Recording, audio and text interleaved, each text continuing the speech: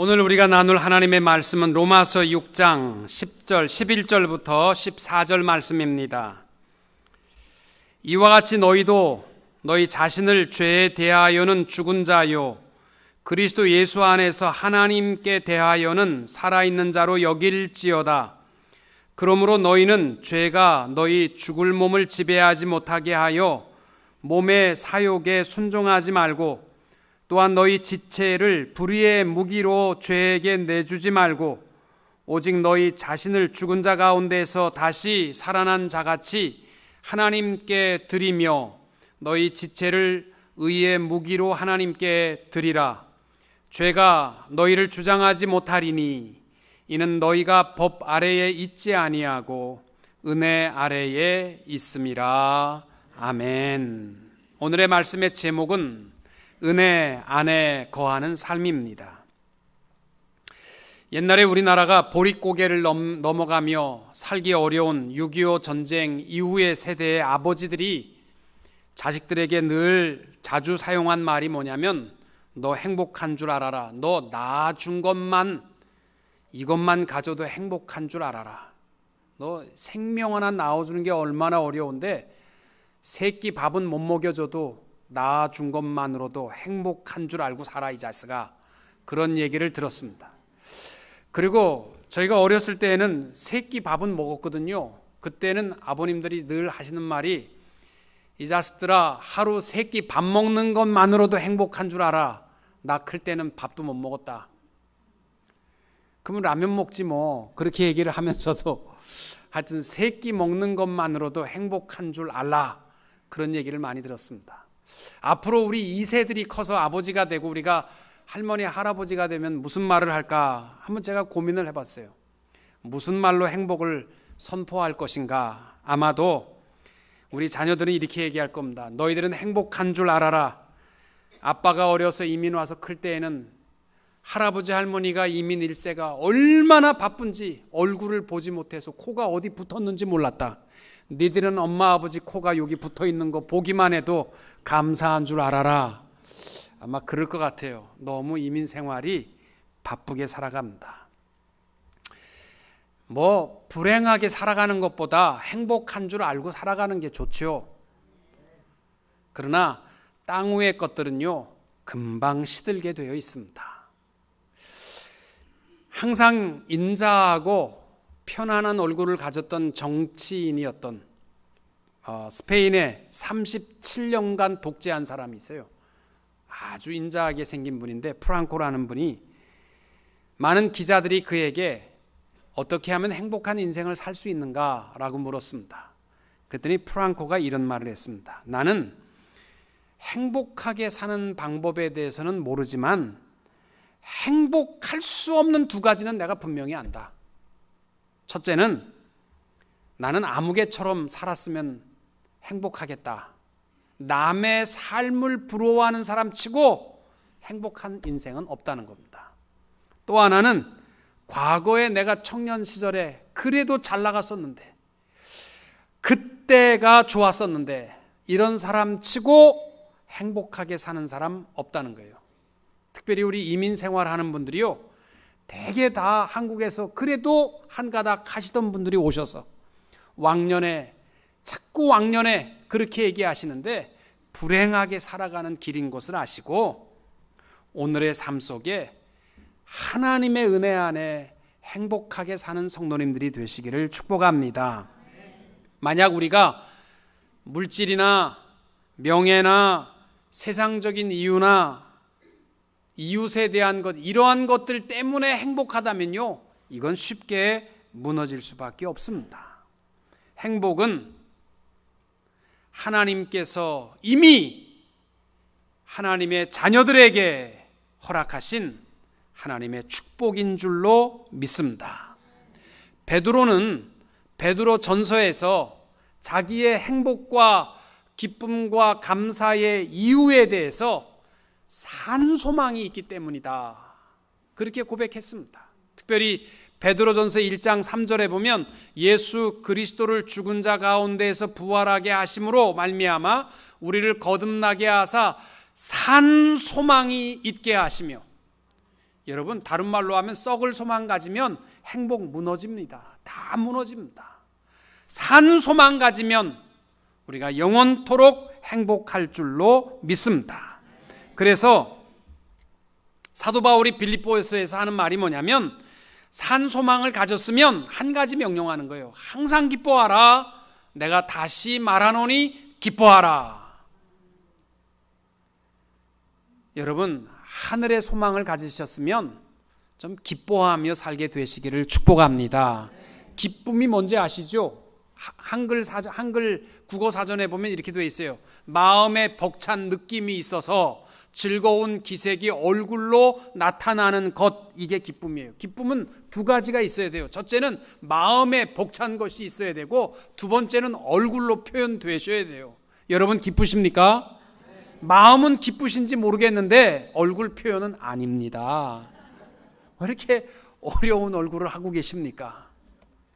우리 다 산소망 안에서 항상, 이거 산소망이 아니면 항상 기쁨은 없어요. 항상 기뻐하는 주의 종들이 되시기를 축복합니다. 기쁨의 반대말은요, 슬픔이 아니고요, 무감각이에요. 아무리 기뻐도, 아무리 슬퍼도 이렇게 하고 있으면 그거요, 인생이 불쌍합니다. 우리의 기쁨의 근거는 썩지 아니할 영원한 기업이요, 영원한 생명인 산 소망에 있는 줄로 믿습니다. 기도의 아버지라 불리우는 조지 뮬러라는 분이 있습니다. 이 사람은 원래 10살 때 가출한 사람이에요.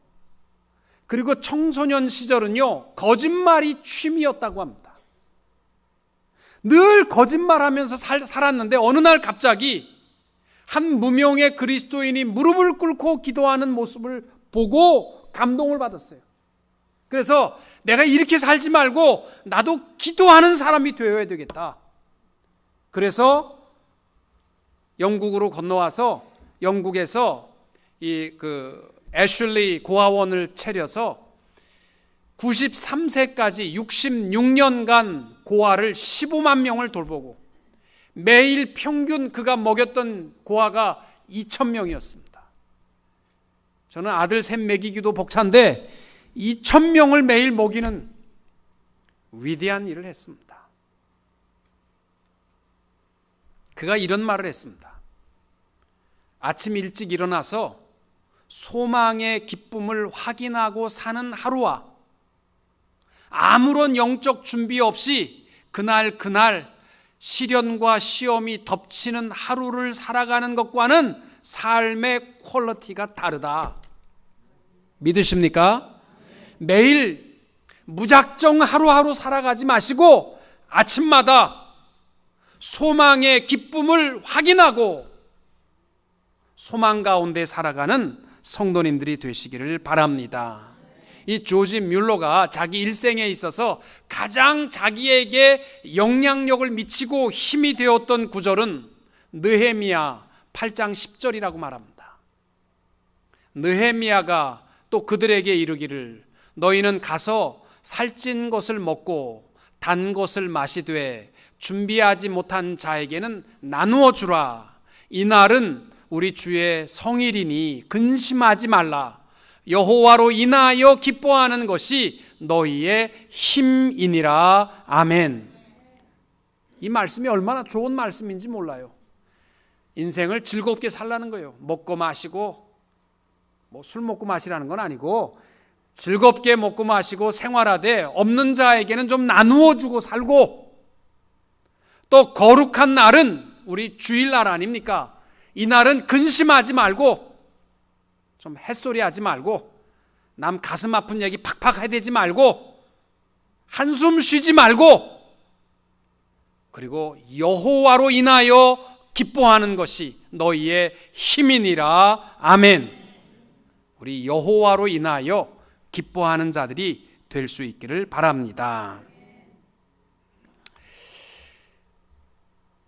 우리 은혜의 삶, 우리 하나님에 대해서 성경은 우리의 구원을 이루어 주시는 분뿐만이 아니라 우리의 삶의 모든 것을 공급해 주시는 하나님이시다 라고 말씀하고 있습니다. 로마서 8장 32절의 내용이 그거죠. 자기 아들을 아끼지 아니하시고 우리 모든 사람을 위하여 내어주시니가 어찌 그 아들과 함께 모든 것을 우리에게 은사로 주지 아니하시겠느뇨. 아멘. 하나님은 우리에게 구원도 주셨지만 우리의 삶의 모든 것을 채우시고 보호하시고 책임져 주시는 줄로 믿으시기 바랍니다. 그러면서 오늘 봉독한 말씀에 로마서 6장 14절에 우리는 법 아래 있지 아니하고 은혜 아래 거한다, 이런 말씀을 합니다. 저는 이 말씀을 묵상할 때마다 얼마나 감사한지 몰라요. 우리 하나님은 법법하지 아니하시고 은혜 안에 우리를 두셨다는 거예요. 우리가 삶에 부끄러운 짓을 범하고 죄도 짓고 이러한 생활을 하지만 우리 하나님은 그때마다 법이다 그래가지고 우리를 처벌하시는 분이 아니라 우리를 은혜의 우산 아래 살아가게 하셨다라는 것입니다. 그래도 안 기쁘십니까? 굉장한 강심장들이십니다. 은혜 안에 거하는 삶에 대해서 많은 사람들이 오해하는 것은 로또 티켓이 당첨되거나 또는 모두가 감기 몸살로 알아도 나만 안 아픈 것을 은혜라고 생각합니다.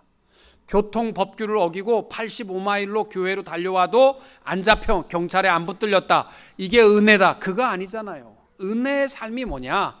오늘 로마서 8장에 보면 은혜의 삶의 시작은 인정하는 것에부터 시작되고, 두 번째는 나를 다스리는 왕이 누구냐? 은혜의 삶은 하나님의 의가 다스리는 삶이고, 또 내가 의의 병기로 쓰임받는 것이 은혜의 삶이다. 오늘 제가 1부, 2부 예배를 드리는데요, 말씀이 별로 기분이 안 좋아, 사람들이 졸린 것 같아요. 말씀이 어려운 것 같아서 저도 굉장히 긴장하고 있는데 정신 차리고 우리 은혜의 삶에 대한 모습을 요행에서 찾지 말고 그 깊은 의미를 꼭 깨닫고 은혜 안에 살아가는 성도님들이 되시기를 주님의 이름으로 축원합니다. 첫째로, 은혜의 삶은 인정함에 있습니다.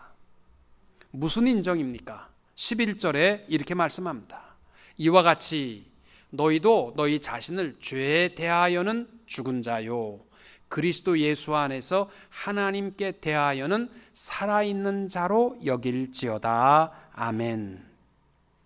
여기서 말하는 죄라는 말이요, 로마서 6장의 전체의 핵심 단어입니다. 근데 이 죄라는 단어에는 정관사가 붙어 있어요. 그 말은 뭐냐면 죄의 본성을 의미하는 것입니다. 죄의 행위를 말하는 것이 아닙니다. 죄의 본성이 뭐냐면요, 창세기 6장 5절에서 말씀하는 것처럼 그 마음의 생각의 모든 계획이 항상 악할 뿐이니라. 아담 이후에 우리에게는 죄의 본성이 다 생긴 거예요. 그런데 오늘 말씀하는 죄에 대해서 죽었다라는 이 말은 뭐냐면 죄의 본성은 죽었고 그리스도 예수 안에서 새 생명을 얻었다라는 사실을 인정하라는 것입니다. 여러분, 바울이 죄에 대한 분석을 우리에게 해주는 이유가 있어요. 몰라도 되는데 왜 죄에 대해서 분석해주냐면 은혜 안에 살아가려면 그 내가 어떤 위치에 있는지를 알아야 되는 거예요. 요즘 전 세계에서 가장 무서워하는 바이러스가요, 지카 바이러스입니다. 들어보셨습니까? 예, 지카 바이러스가 뭐냐면요, 남미에, 특별히 브라질, 아르헨티나 이쪽으로 지금 굉장히 번창하고 있는데 2016년 동안에 전 세계에 감염될 사람 예상이 약 400만 명입니다. 굉장히 무서운 거예요. 지금 현재 미국에 발병돼서 발견된 사람이 37명인가 어저께 발표에 의하면 그렇습니다. 이게 어떤 바이러스냐면 이 모기가 와서 지카 바이러스를 옮기게 되면 일주일 동안 감기 증상이 그냥 있는 거예요. 그냥 춥고 으실으실 춥고 감기 기운이 있다가 일주일 있다가 나요. 건강합니다. 근데 그 자매가 시집가서 애를 낳게 되면 소두증이 되는 거예요. 머리가 요만합니다. 사람 머리만 해야 되는데 딱 요만하게 낳는 거예요. 그래서 애가 죽습니다. 참 무서운 병입니다. 왜 지카 바이러스가 무서우냐면 바이러스가 분석되지 않은 거예요. 치료하는 방법이 없는 거예요. 참 험한 세상이지요. 아가씨들 남미에 돈 내고 놀러 다니지 마시고 이제는 교회에서 봉사하라는 거예요. 찬양대하고 교사하고 그냥 교회 안에서 생활하는 게 제일 좋은 겁니다. 쓸데없이 돌아다니지 마시고.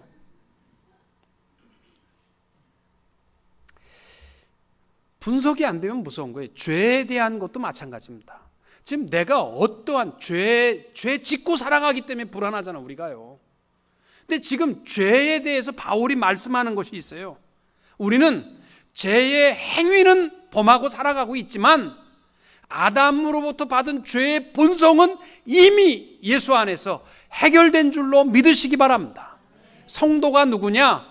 죄의 습관과 행위는 남아 있어도 예수 그리스도 안에서 죄의 본성은 죽은 자들입니다. 성도는 누구냐? 죄의 본성은 죽었고 예수 안에서 새 생명을 얻은 자들이 된 줄로 믿으시기 바랍니다. 그래서 여러분 스스로 인정해야 할 것이 있는데, 내가 누구냐? 지금 죄를 범하고 부끄러움이 있다 할지라도 죄의 본성이 해결된 이상 우린 예수 안에서 영원한 생명에 이르게 되는 줄로, 영원한 생명을 얻게 된 줄로 믿으시기 바랍니다. 심리학자들이 이 심리 상태를 알아보기 위해서 실험한 것입니다.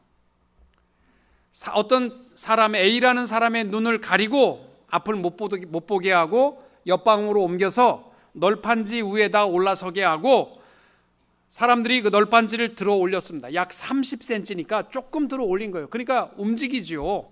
그럴 때에 한 사람이 소리를 칩니다. 여보시오, 당신 머리 천정에 부딪힙니다.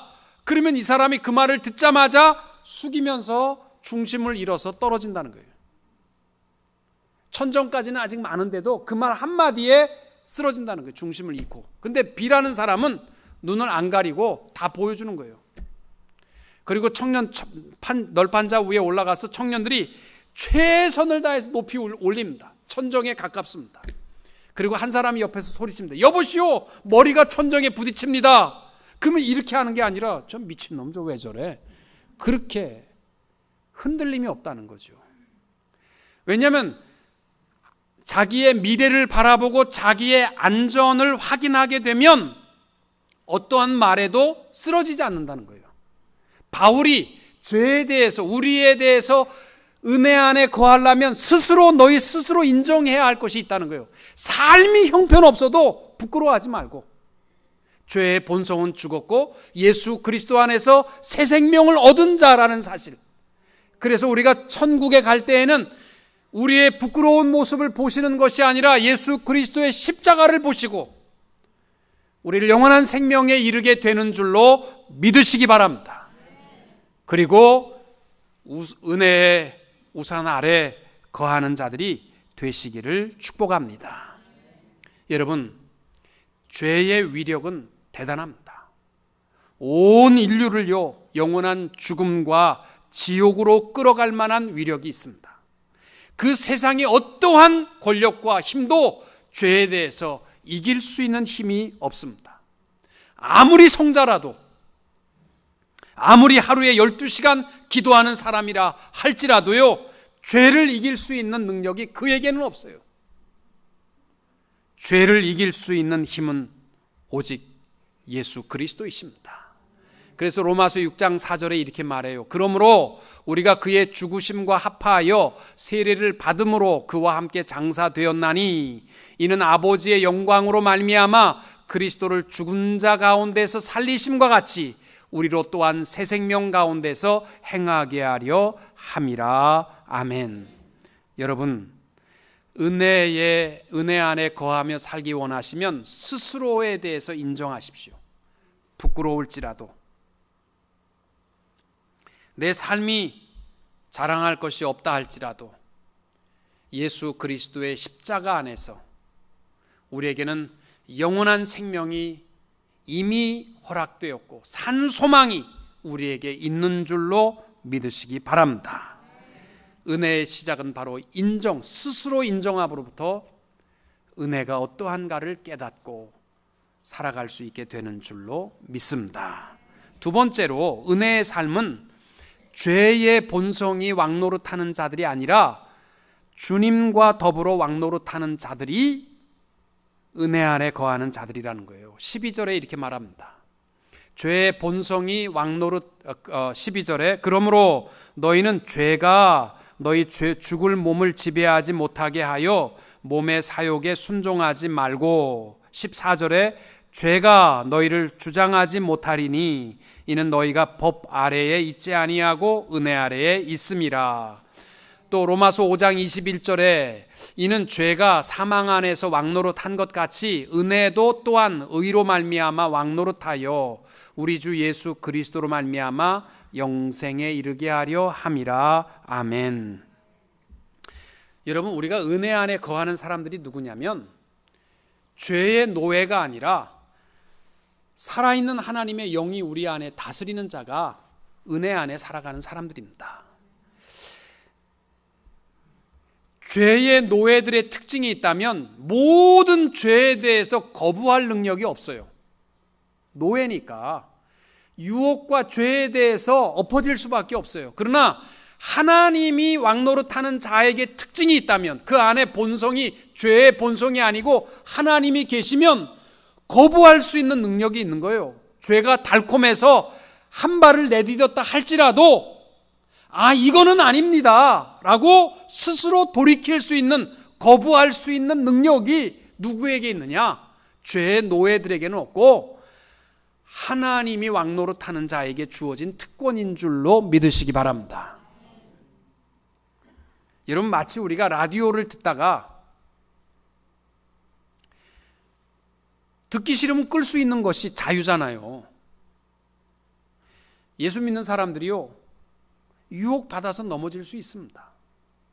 그러나 거기에 매여 있는 자들은 아닙니다. 이것이 아니다고 생각할 때에는 라디오를 듣기 싫으면 끌 수 있는 자유가 있듯이 죄의 유혹에 대해서 때때로 달콤하게 보일지라도 살짝 발을 내딛었다 할지라도 이거는 아닙니다라고 거절할 수 있는 능력이 하나님이 우리 안에 왕노릇 하실 때에 주어진 특권이 되는 줄로 믿습니다. 원래 하나님께서 인류를 지으실 때에는요, 창조의 원리가 뭐냐면 세상을 정복하고 다스리라 라는 것이었어요. 창세기 1장 28절에 보면 하나님이 사람에게 주신 3대 명령이 있습니다. 하나님이 그들에게 복을 주시며 그들에게 이르시되 생육하고 번성하여 땅에 충만하라. 땅을 정복하라. 바다의 고기와 공중의 새와 땅에 움직이는 모든 생물을 다스리라. 한마디로 말하면 만물의 영장이에요. 그런데 인류가 타락한 다음에 스스로 뭐라고 고백하는지 아십니까? 우리는 경제적 동물이라고 얘기합니다. 만물의 영장이 동물이 됐고, 다른 말로 하면 물질의 노예라는 거예요. 매여서 살아갑니다. 죄에 대해서 꼼짝 못해요. 그러나 우리가 예수 안에서 은혜 안에 살게 되었다라는 것은 뭐냐면요, 이제는 죄의 본성이 우리를 다스리는 것이 아니라 하나님의 의가 우리를 다스리는 삶, 이것이 십자가 안에서 누리는 은혜의 삶의 회복이 되는 줄로 믿습니다. 여러분, 죄가 우리를 다스릴 때는 우리는 노예일 수밖에 없지만 하나님이 나를 다스리는 왕노릇 하실 때에는, 그 말씀이 우리 안에 살아있을 때는요, 두려워하지 맙시다. 세상에 대해서 은혜 안에 살아가는 사람은 담대하게 모든 죄를 이기며 담대하게 사는 성도님들이 되시기를 바랍니다. 엘리야가 갈멜 산상에서 850명을 대상으로 해도 혼자 흔들림이 없었던 이유가 뭐냐면 그 하나님이 다스리고 있으셨기 때문입니다. 대구의 어떤 할머니가 한꺼번에 140명을 한 주일에 등록시켰습니다. 우리 교회가 작년 1년 동안 전도에서 등록한 교인이 120명이었습니다. 뭐 전도도 아니죠. 그냥 오신 분이 119명쯤 되고 뭐 한 명쯤 전도한 것 같아요. 이 할머니가 어떻게 140명을 전도했냐면 할머니가 원래 불교교인이었어요. 예수를 믿어서 애들한테 맨날 부처님 얘기만 하다가 예수님 얘기를 하니까 애들이 안 먹히는 거예요. 엄마 왜 그래? 엄마나 가. 엄마 좀 가. 안 가는 거예요. 암만 얘기하고 협박하고 설득하고 별수를 더해도 안 가고 시집장가 다 가버린 거예요. 이렇게 하다가는 내 자녀들이 멸망당하겠다. 자녀들이 1996년 10월 14일이 월요일인데 그날 자기 환갑 날이랍니다. 환갑잔치야. 나 안 한다. 아 그래도 우리 자녀들이 다 오니까 안 해. 환갑잔치는 안 받아. 그런 거 받고 싶지 않아. 토요일날 자녀들이 엄마 그래도 너희들이 정말 효자라면 밥 한 끼 차려주는 거 그 효자 아니다. 효자라면 교회 나가자. 예수 믿는 것이 효자다. 그래가지고요 그 주일날 자기 아들, 딸, 손자, 며느리 뭐 자기 식구들 한꺼번에 다 데리고 나와서 140명 등록시켰습니다. 여러분 140명이 달라붙어도요 하나님이 다스리는 삶 능력이 있고 힘이 있는 줄로 믿습니다. 140명이 한 명의 하나님의 사람을 지옥으로 끌고 가는 것은 없습니다. 한 명이 140명의 악한 영에 흔들리는 자도 이끌어 생명에 이르게 하는 것, 이게 하나님이 왕노로 타는 자의 특권이 되는 줄로 믿습니다.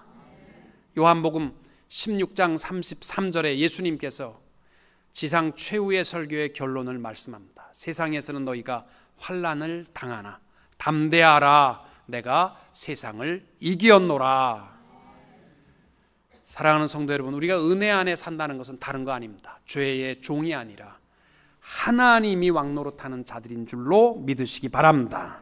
세 번째로, 은혜의 삶은 의의 병기로 사용되는 사람들입니다. 그래서 13절에 또한 너희 지체를 불의의 무기로 죄에게 내주지 말고 오직 너희 자신을 죽은 자 가운데서 다시 살아난 자 같이 하나님께 드리며 너희 지체를 의의 무기로 하나님께 드리라. 죄의 종로로 타게 되면요 불의의 병기예요. 악한 곳에 쓰다가 없어지는 거예요.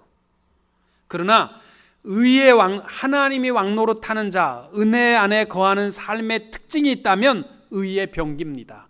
내가 말하는 것도 생각하는 것도 행하는 것도 하나님의 의를 나타내는 곳의 도구로 쓰임받는 줄로 믿습니다.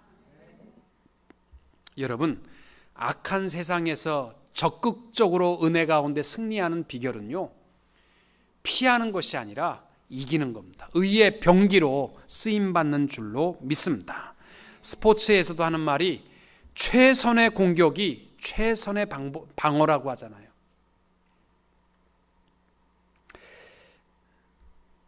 우리 신앙생활 할 때 은혜 안에 살기 원하시면 또 넘어졌네 하지 말아야지, 또 실수했네 하지 말아야지, 그러지 말고 적극적으로 의의 병기로 하나님의 영광을 위해서 봉사하고 쓰임받는 자들이 되시기를 축복합니다. 살다 보면 때때로 우리에게 어려운 일이 주어질 때도 있습니다.